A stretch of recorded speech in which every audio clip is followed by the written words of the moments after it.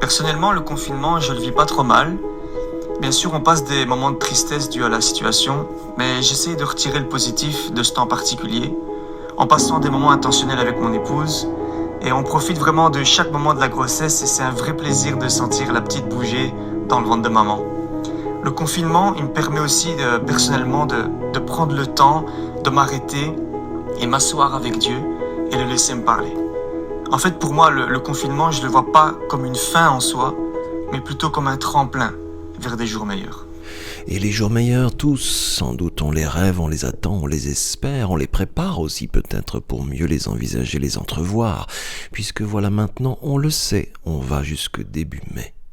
Hier, à la sortie du Conseil de sécurité, des mines graves, des visages tendus, Sophie, la première ministre, qui parle de mesures très sérieuses, d'impact psychologique sévère provoqué par cette privation de liberté, son front et ses yeux étaient tout plissés comme elle sait faire, et puis soudain elle a souri.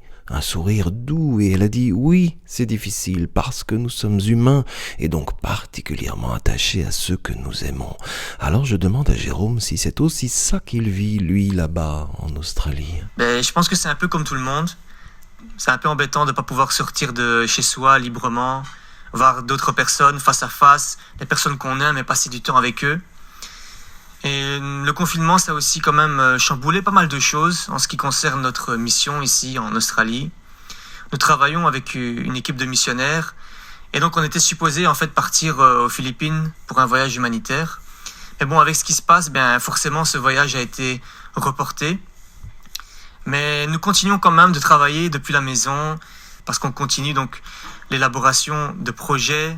On continue à avoir des moments de prière, de louange ensemble, de lecture de la Bible. Donc le fond reste le même, on va dire. C'est juste la forme qui a changé. Bon voilà, où qu'on soit, qui qu'on soit, on le sent, la forme des choses a changé profondément, mais on ne change pas le fond, on ne peut pas. Le fond, c'est même alourdi, appesanti, on en parle peu, mais oui, le fond, c'est que les gens qui manquent de tout plus encore. Celles et ceux qui avaient faim parce qu'ils n'avaient rien ont maintenant moins que rien. Le nerf de la mission de Jérôme et Anna là-bas, c'est ça. Sa vibration, c'est ça. Continuer à travailler sur le fond, c'est-à-dire la faim. Et ils le font en équipe. Une fois par semaine, nous nous réunissons aussi avec une équipe, en respectant bien sûr les normes de sécurité mises en place par le gouvernement. Et avec cette équipe, nous trions donc des denrées alimentaires que nous recevons par donation, par les supermarchés, et nous les distribuons donc aux différentes familles missionnaires, et ainsi qu'aux familles qui sont dans le besoin dans notre région, pour s'assurer que tout le monde puisse manger à sa faim durant ce temps de confinement.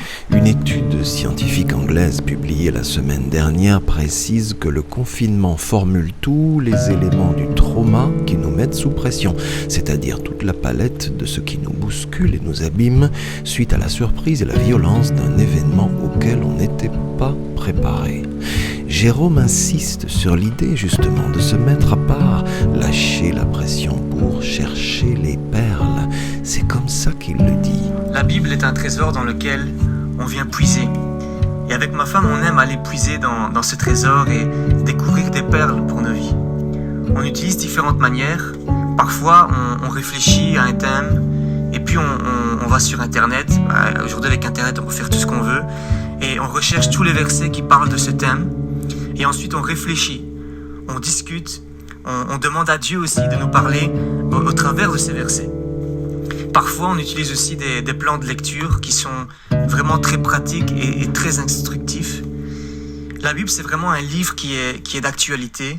Et c'est pourquoi on essaie toujours de mettre le texte que nous lisons au goût du jour, pour en tirer en fait une mise en pratique pour notre vie d'aujourd'hui. Et notre vie d'aujourd'hui a besoin de ça, bien sûr, puisque la forme de ce qu'on vit a changé. Comment mettre en pratique ce brutal changement, justement ? Sur le fil de Jérôme, il y a plusieurs photos, des photos de lui et Anna en hiver, en été, des photos de lui tout bien sapé, vachement élégant pour un défi moustache, puis une photo, celle-ci, où on les voit tous les deux, et je la choisis, parce qu'il me dit que je peux choisir celle que je veux, et je pense à ce qu'il vient de dire. Écouter et voir vivre ces personnages de la Bible pour mieux les transposer à la vie réelle, à notre vie de tous les jours. Et soudain je me dis, qui serait cet homme homme jeune avec une barbe, une casquette, et cette jeune femme qui sourit, qui dans 2 mois donnera la vie. Qui sont dans la Bible ces personnages qui nous encouragent à nous ancrer dans nos propres vies, et particulièrement maintenant. Une histoire qui m'a beaucoup encouragé ces temps-ci. D'ailleurs, je l'ai partagée avec le groupe de jeunes de Génération en ligne la semaine passée. Cette histoire se trouve dans le livre de la Genèse, au chapitre 26. Dans ce chapitre, nous lisons qu'il y eut une famine dans le pays.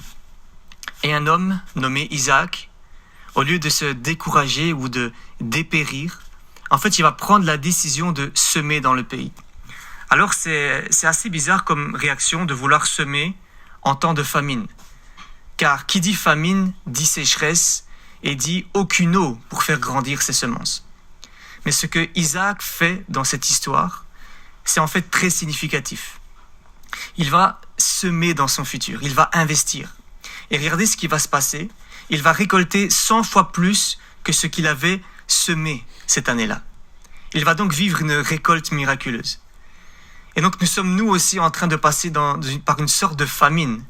Et durant ce confinement, je pense que c'est vraiment important que nous puissions nous aussi semer et investir dans notre futur, dans les désirs, dans les rêves que Dieu a placés sur nos cœurs, en par exemple utilisant notre temps pour peut-être apprendre une nouvelle langue ou alors un instrument, ou aussi être pleinement engagé, intentionnellement, avec notre famille à la maison. Et nous ressortirons, je suis sûr, de ce confinement avec de nouvelles habiletés, capacités, mais aussi avec une nouvelle perspective. Et nous vivrons nous aussi cette récolte miraculeuse, parce que nous aurons travaillé et donc investi durant cette période, et donc les fruits suivront. Genèse 26, verset 2, verset 3, « Va dans le pays que je te montrerai, je serai avec toi et je te bénirai. Quelle que soit la forme, le fond ou la saison, je serai avec vous, je vous bénirai. » Oui, c'est ainsi que je tiendrai ma promesse, dit-il.